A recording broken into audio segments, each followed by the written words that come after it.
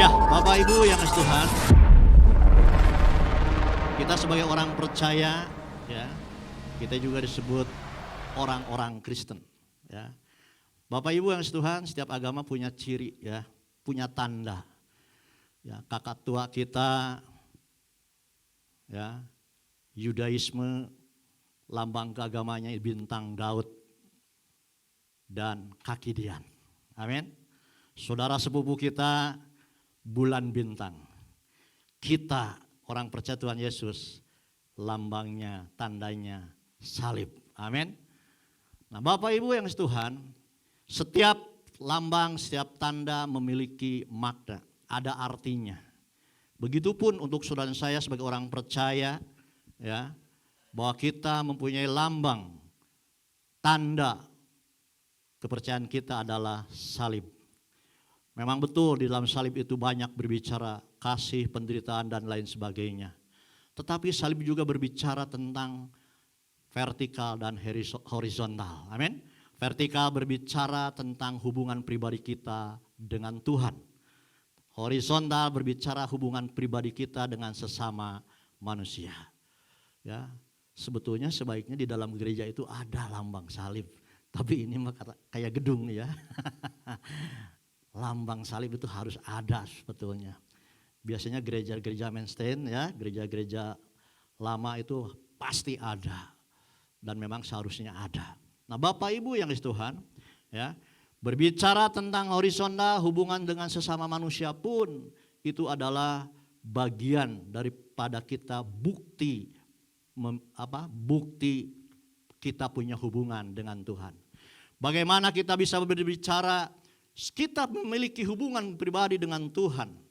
Untuk buktinya harus baik, benar hubungan pribadi kita dengan sesama. Amin. Nah, Bapak Ibu yang kasih Tuhan, di dalam hubungan pribadi satu dengan yang lain, salah satunya, ya, yang saya akan sampaikan pagi hari ini adalah dengan temanya hidup berkemurahan. Ya, hidup berkemurahan. Nah, Bapak Ibu yang kasih Tuhan, hidup berkemurahan itu artinya bermurah hati. Ya, bermurah hati kalau menurut KBBI, Kamus Bahasa Indonesia, Kamus Besar Bahasa Indonesia, itu adalah suka atau mudah memberi, atau tidak pelit, suka menolong, baik hati, pengasih dan penyayang. Amin. Kalau bahasa saudara sepupu kita apa? Rohman Rohim, pengasih dan penyayang. Amin. Jangan kaget dengan bahasa Rohman. Itu artinya sama aja, pengasih penyayang. Nah, Bapak Ibu yang Tuhan, untuk memiliki, mendengung ya, untuk memiliki semuanya itu, untuk memiliki kemurahan hati dalam kehidupan saudara dan saya, itu semuanya harus diawali karena kasih Allah. Amin. Kasih daripada Allah. Jadi untuk itu milikilah kasih daripada Allah. Sulit untuk kita memiliki kemurahan hati tanpa memiliki kasih Allah. Bapak Ibu yang kasih Tuhan, saya akan bacakan satu firman Tuhan di dalam surat 1 Yohanes pasalnya yang keempat, ayatnya yang ke-7 sampai yang ke-8. Ya. 1 Yohanes pasal 4 ayat 7 sampai 8 firman Tuhan berkata demikian. Saudara-saudaraku yang kekasih, marilah kita saling mengasihi, sebab kasih itu berasal dari Allah. Garis bawahi, kasih itu berasal daripada Allah. Saudara dan saya tidak akan memiliki kemurahan hati, tidak akan bisa saling mengasihi kalau tidak memiliki kasih Allah. Amin. Terbatas kasih manusia itu. Ya, ada peribahasa nista maja utama. Ya, tetapi kasih Allah tidak terbatas. Nah, Bapak Ibu yang Tuhan, saya ulangi, saudara-saudaraku yang kasih, marilah kita saling mengasihi, sebab kasih itu berasal dari Allah, dan setiap orang yang mengasihi lahir dari Allah dan mengenal Allah. Amin. Gak usah kita ngomong-ngomong saya mengenal Allah. Tapi harus ada buktinya bahwa saudara dan saya mengenal Allah, yaitu memiliki kasih. Bukti memiliki kasih salah satunya memiliki hati yang bermurah. Amin. Ada kemurahan hati, suka menolong, suka membantu. Nah, Bapak Ibu yang Tuhan, ini sangat penting sekali, ya. Dan setiap orang yang mengasihi lahir dari Allah dan mengenal Allah. Ayat 8. Barang siapa tidak mengasihi, ia tidak mengenal Allah. Amin. Barang siapa tidak mengasihi, tidak mengenal Allah. Sebab Allah adalah kasih. Nah, Bapak Ibu yang Tuhan, jadi jelas sekali lewat firman Tuhan ini, jadi kasih itu berasal dari Allah. Kasih dari Allah tidak terbatas. Kasih dari Allah tanpa pamrih. Amin. Bahkan Allah telah buktikan dengan dirinya sendiri ketika mati di atas kayu salib. Amin. Dia mati di atas kayu salib dengan mencurahkan darahnya yang kudus, yang mahal. Tidak terbatas untuk semua orang. Tetapi yang percaya, yang diselamatkan. Amin. Bapak Ibu yang Tuhan, Tuhan Yesus mati di atas kayu salib. Bukan hanya untuk saudara dan saya, tetapi untuk semua umat manusia. Tetapi yang diselamatkan, yang percaya dan menerimanya. Berikan tepuk tangan bagi Tuhan. Nah, Bapak Ibu yang Tuhan, dibuktikan dengan kematiannya di atas kayu salib. Orang yang mengasihi, firman Tuhan tadi katakan lahir dari Allah dan mengenal Allah. Amin. Dan yang terakhir dikatakan Allah adalah kasih. Firman Tuhan ini luar biasa Bapak Ibu yang Tuhan. Bahkan firman Tuhan ini dibuat syair lagu. Ya. Enak lagunya. Dari firman Tuhan ini. Lagunya begini saudara. Hei sakabe, urang kudu silih pikanya, sabab kanyaahan anu asal nati Allah. Sumang. Anu nyaahan eta putra Allah, anu nyaahan ciri geus wawuh ka Allah. Lain penyanyi. Tapi Bapak Ibu yang Tuhan, ini firman Tuhan sampai dibuatkan satu syair lagu yang luar biasa. Amin. Jadi saudara dan saya itu bari. Salah satunya kalau merasa memiliki kasih Allah. Salah satunya aja. Memiliki kemurahan hati. Amin. Memiliki kemurahan hati. Nah Bapak Ibu yang kasih Tuhan. Orang percaya Tuhan Yesus itu mempunyai ciri utama. Yaitu kasih. Makanya sering disebut bahwa orang Kristen itu agama kasih.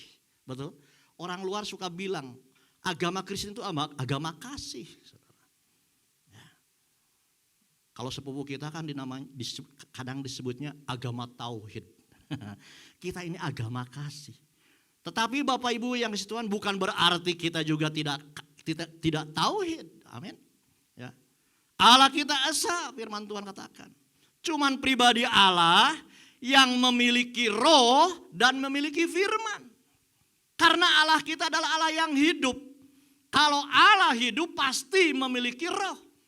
Kalau tidak punya roh, mati. Amin. Allah kita adalah Allah yang hidup, memiliki firman. Dan firman inilah yang menjadi manusia. Yohanes 1 ayat 1 dikatakan, pada mulanya adalah firman. Firman itu bersama-sama dengan Allah. Dan firman itu adalah Allah. Jadi saudara jangan terjebak kalau berbicara Tritunggal itu dengan angka-angka matematika. Wah ngaco orang Kristen. 3, ya kalau 3 itu 1 tambah 1 tambah 1 ya 3. Kalau ngomong matematika jangan tambah. Kali aja 1 kali 1 kali 1 tetap 1 kan.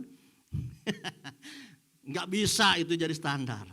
Tapi Bapak Ibu yang kasih Tuhan, ingat jangan sampai kita ciut hati ketika orang Allahnya 3. Harus berani katakan Allah saya esa. Amin. Allah yang memiliki roh dan Allah yang memiliki firman. Dan rohnya tidak terbatas, Roh Kudus. Firman-Nya menjelma menjadi manusia yang kita kenal, Yesus Kristus Tuhan. Berikan tepuk tangan bagi Tuhan. Nah Bapak Ibu yang kasih Tuhan, orang percaya Tuhan Yesus mempunyai ciri utama, yaitu kasih kepada Allah dan kasih kepada sesama. Firman Tuhan di dalam Matius pasal 22 ayatnya yang ke-37 sampai 40. Saya akan bacakan firman Tuhan.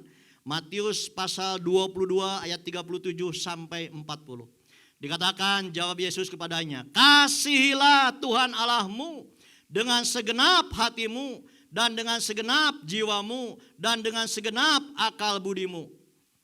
Itulah ayat 38. Hukum yang terutama dan yang pertama. Dan hukum yang kedua yang sama dengan itu ialah kasihilah sesamamu manusia seperti dirimu sendiri. Ayat 40 garis bawah ini. Pada kedua hukum inilah tergantung seluruh hukum Taurat dan kitab para nabi.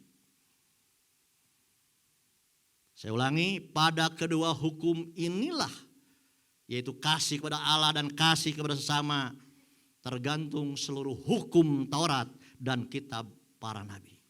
Dari Kejadian sampai Wahyu.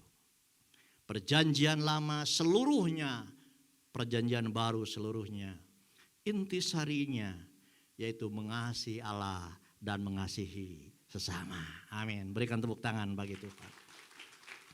Jadi intisari kekristenan adalah kasih. Dan ditekankan pagi hari ini, salah satu bukti saudara dan saya memiliki kasih Allah, memiliki kemurahan hati. Amin. Ya. Banyak, tapi yang pagi hari ini saya sampaikan tentang kemurahan hati. Nah Bapak Ibu yang dikasihi Tuhan, jadi seharusnya orang yang memiliki kasih itu bermurah hati. Amin. Nah Bapak Ibu yang dikasihi Tuhan, dalam firman Tuhan ada cerita tentang orang Samaria yang murah hati. Saya akan bacakan firman Tuhannya. Cukup panjang di dalam Lukas 10 ayat 25 sampai 37. Tidak apa-apa saya bacakan firman Tuhan panjang. Daripada saya ngomong ngelantur panjang, lebih baik firman Tuhan. Amin. Sebab firman Tuhan itu ya dan amin. Firman Tuhan di dalam Lukas 10 ayat 25 sampai 37 dikatakan demikian.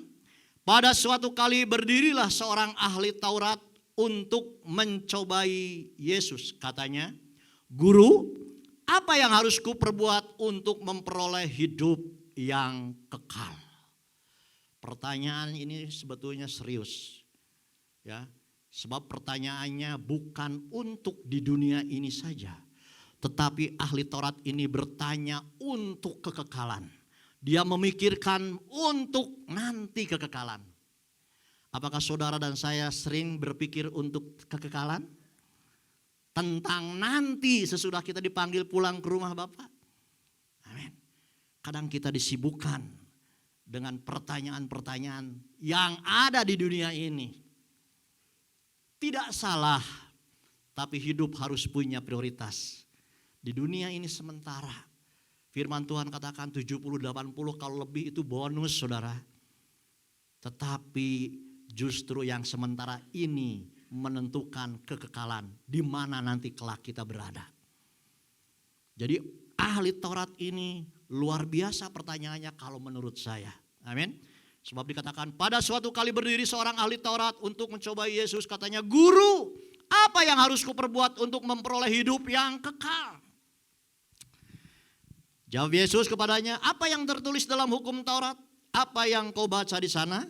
Jawab orang itu, kasihilah Tuhan Allahmu dengan segenap hatimu dan dengan segenap jiwamu dan dengan segenap kekuatanmu dan dengan segenap akal budimu.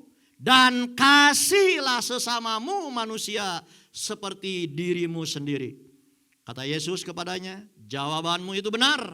Perbuatlah demikian, maka engkau akan hidup. Tetapi untuk membenarkan dirinya orang itu berkata kepada Yesus, dan siapakah sesamaku manusia? Jawab Tuhan Yesus, adalah seorang yang turun dari Yerusalem ke Yeriko. Ia jatuh ke tangan penyamun-penyamun yang bukan saja merampoknya habis-habisan, tetapi yang juga memukulnya, dan yang sudah itu pergi meninggalkannya setengah mati. 3:1. Kebetulan ada seorang imam turun melalui jalan itu. Ia melihat orang itu, tetapi ia melewatinya dari seberang jalan. 3:2. Demikian juga seorang Lewi datang ke tempat itu. Ketika ia melihat orang itu, ia melewatinya dari seberang jalan. 3:3.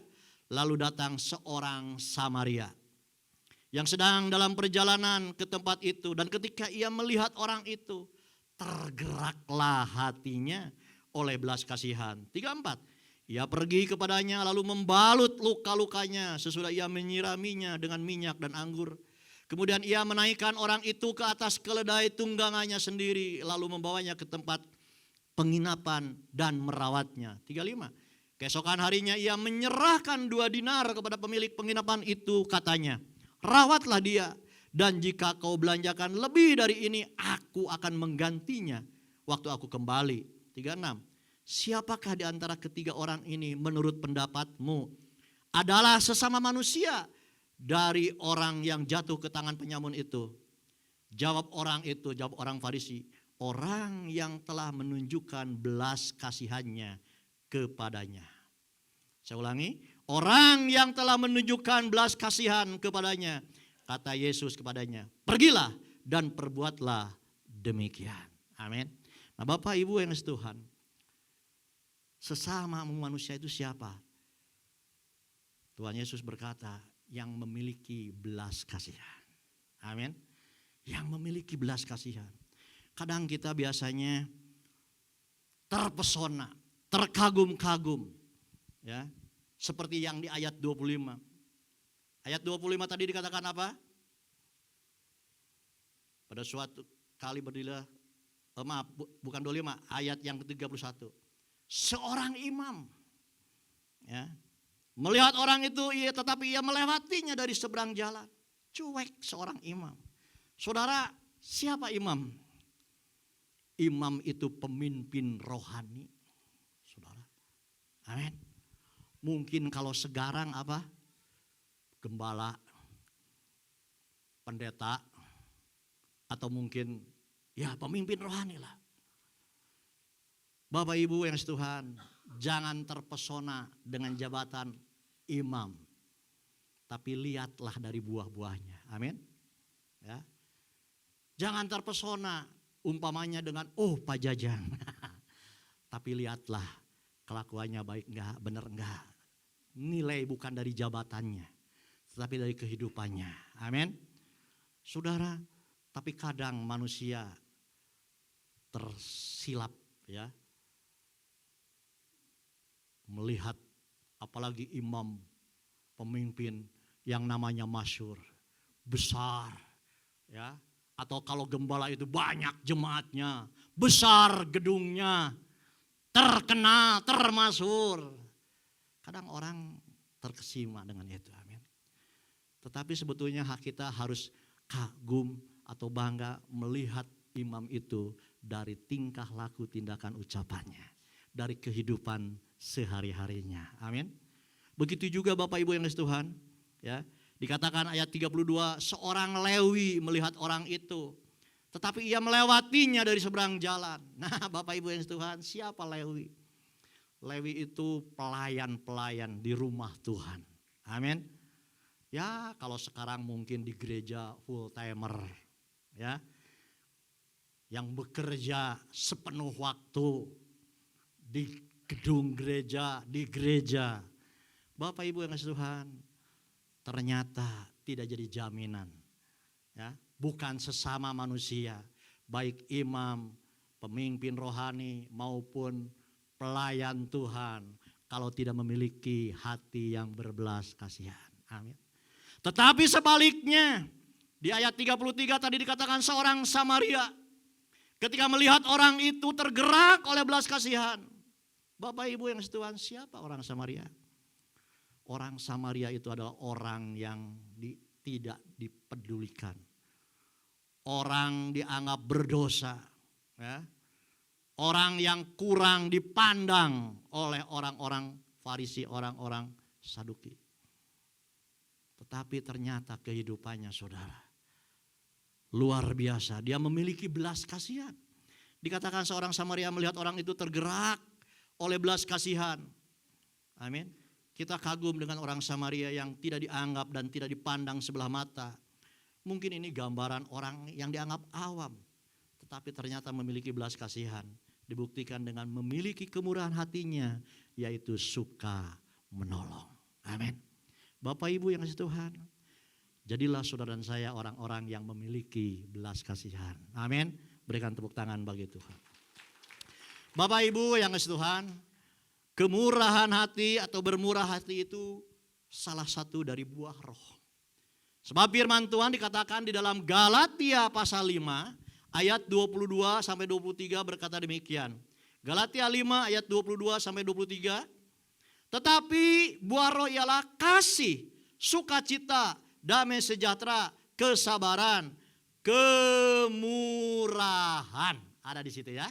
Kemurahan, kebaikan, kesetiaan. 23. Kelemah lembutan, penguasaan diri. Tidak ada hukum. Tidak ada hukum yang menentang hal-hal itu. Bapak Ibu yang Tuhan, kemurahan hati itu adalah buah roh. Nah, kalau buah roh berarti bukan pemberian Tuhan.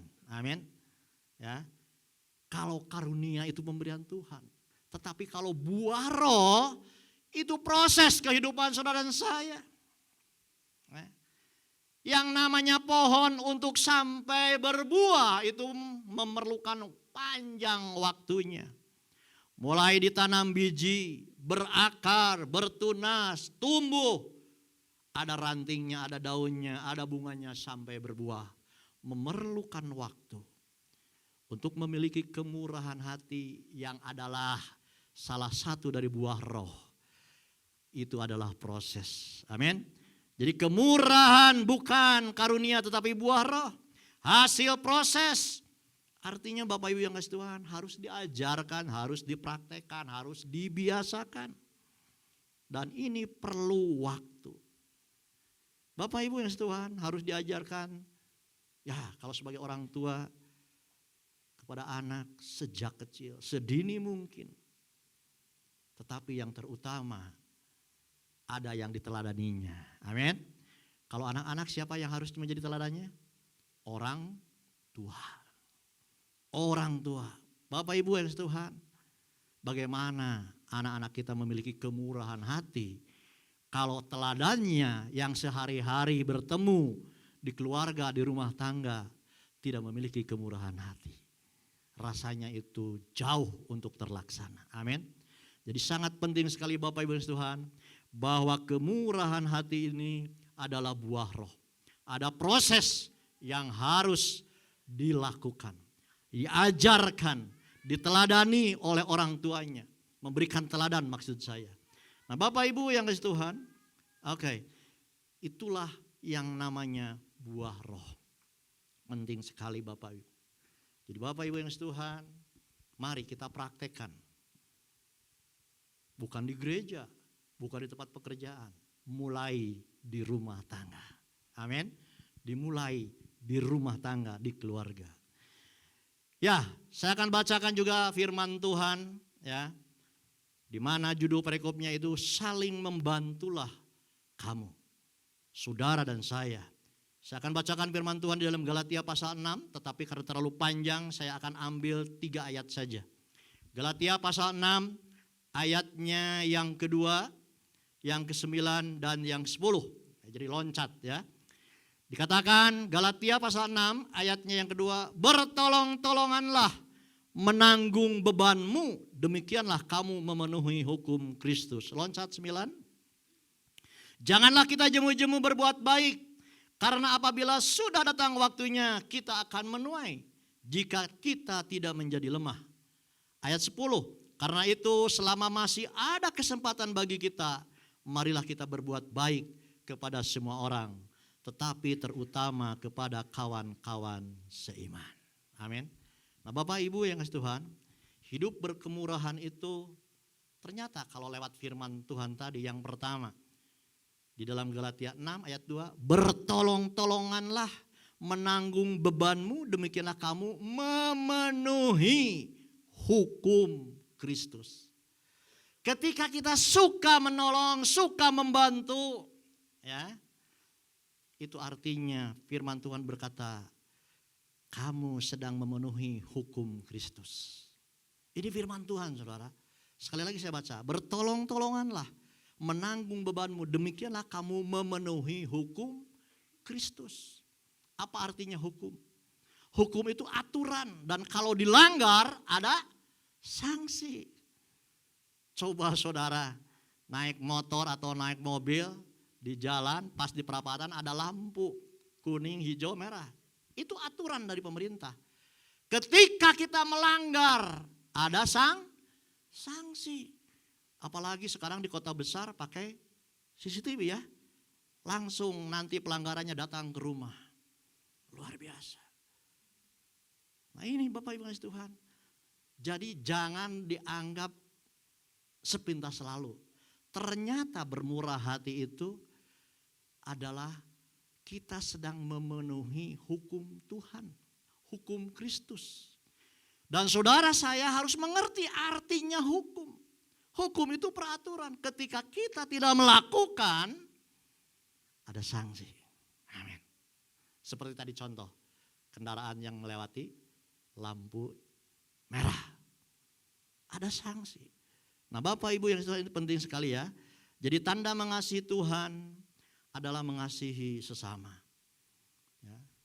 Hukum yaitu peraturan yang mengikat dan kalau dilanggar ada sanksinya. Nah Bapak Ibu yang Tuhan, sekali lagi tanda mengasihi Tuhan adalah mengasihi sama. Ya. Kalau orang mengaku-ngaku saya orang yang mengasihi Tuhan, saya rajin berdoa, saya rajin beribadah, saya rajin mengembalikan perpuluhan. Tapi bagaimana hubungan dengan sesama? Amin. Bagaimana hubungan dengan sesama? Sebab bukti mengasihi Allah adalah ketika saudara dan saya mengasihi sesamamu manusia. Amin.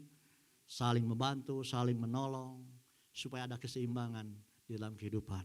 Nah Bapak Ibu yang dikasihi Tuhan, saya akan bacakan firman Tuhannya. Bahwa mengasihi Tuhan dibuktikan dengan mengasihi sesama. Di dalam Matius pasal 25, ya, Matius 25 ayat 31 sampai 46. Panjang nih firman Tuhan, saya akan bacakan. Ya, judulnya penghakiman terakhir. Ya, penghakiman terakhir. Dan firman Tuhan ini adalah perkataan Tuhan Yesus. Matius 25 ayat 31 sampai 46 dikatakan, apabila anak manusia datang dalam kemuliaannya dan semua malaikat bersama-sama dengan dia, maka ia akan bersemayam di atas tahta kemuliaannya. Lalu semua bangsa akan dikumpulkan di hadapannya dan ia akan memisahkan mereka seorang daripada seorang. Sama seperti gembala memisahkan domba dan kambing. 33. Dan ia akan menempatkan domba-domba di sebelah kanannya dan kambing-kambing di sebelah kirinya. 34. Dan raja itu akan berkata kepada mereka yang di sebelah kanannya, kepada domba-domba nih. Mari hai kamu yang diberkati oleh Bapakku, terimalah kerajaan yang telah disediakan bagimu sejak dunia dijadikan. Sebab ketika aku lapar, kata Tuhan, kamu memberi aku makan. Ketika aku haus, kamu memberi aku minum. Ketika aku seorang asing, kamu memberi aku tumpangan. Ketika aku telanjang, kamu memberi aku pakaian. Ketika aku sakit, kamu melawat aku. Ketika aku di dalam penjara, kamu mengunjungi aku. Maka orang-orang benar itu akan menjawab dia katanya, Tuhan, bila manakah kami melihat engkau lapar dan kami memberi engkau makan? Atau haus dan kami memberi engkau minum? Bila manakah kami melihat engkau sebagai orang asing dan kami memberi engkau tumpangan? Atau telanjang dan kami memberi engkau pakaian? Bila manakah kami melihat engkau sakit atau dalam penjara dan kami mengunjungi engkau? Ayat 40, dan raja itu akan menjawab mereka, aku berkata kepadamu, sesungguhnya segala sesuatu yang kamu lakukan untuk salah seorang dari saudaraku yang paling hina ini, kamu telah melakukannya untuk aku. Berikan tepuk tangan bagi Tuhan. Ketika saudara dan saya mengasihi sesama, apalagi orang yang hina. Maksud hina di sini orang yang sungguh-sungguh membutuhkan, memerlukan. Kita sedang mengasihi Tuhan. Amin. Saudara dan saya sedang mengasihi Tuhan. Nah, Bapak Ibu yang kasih Tuhan, begitulah bukti mengasihi Allah, yaitu ketika kita mengasihi sesama. Lanjut. Ayat yang tadi sampai ayat berapa?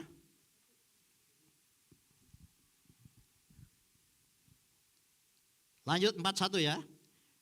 Dan ia berkata juga kepada mereka,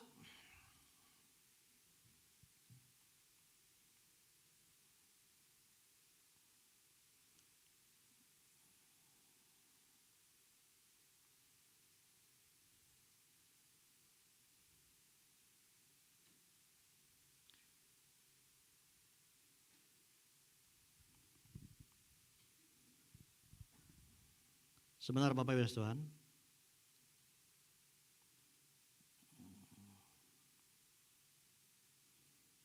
Hilang ya. Oke, lanjutkan saja. Ayat yang 41.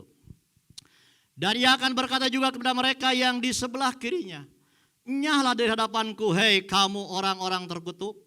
Nyahlah ke dalam api yang kekal yang telah sedia untuk iblis dan malaikat-malaikatnya. Lanjut. Sebab ketika aku lapar, kamu tidak memberi aku makan. Ketika aku haus, kamu tidak memberi aku minum.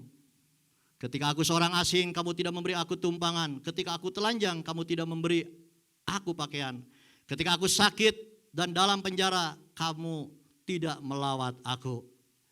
Lalu mereka pun akan menjawab dia, katanya, Tuhan, bila manakah kami melihat engkau lapar, atau haus, atau sebagai orang asing, atau telanjang, atau sakit, atau dalam penjara, dan kami tidak melayani engkau.